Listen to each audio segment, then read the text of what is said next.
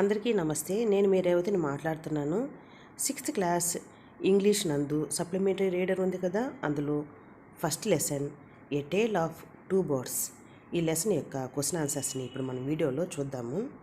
First question, how did the two baby birds get separated? Answer, the two baby birds lived in a tall tree with their mother. One day a big storm blew. The tree came down. The mother bird was killed. The strong wind blew the two chicks away to the other side of the forest at a little distance from each other. Thus they got separated from each other. Second question, where did each of them find a home? One of the young birds came down near a cave.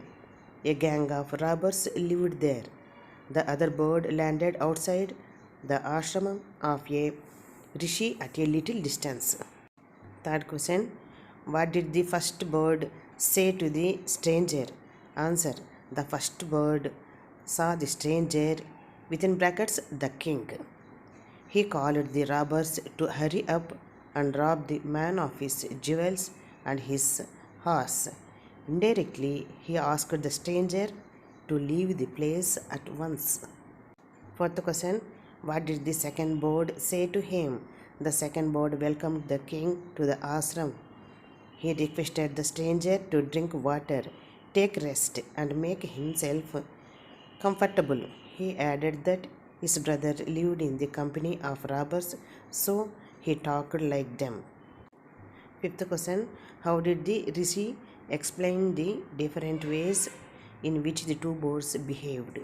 Answer, the king told the rishi about the different behavior of the two birds. The rishi explained that the first bird repeated the words of the robbers. The second bird repeated what he had always heard at the ashram. Their different ways were the result of their company.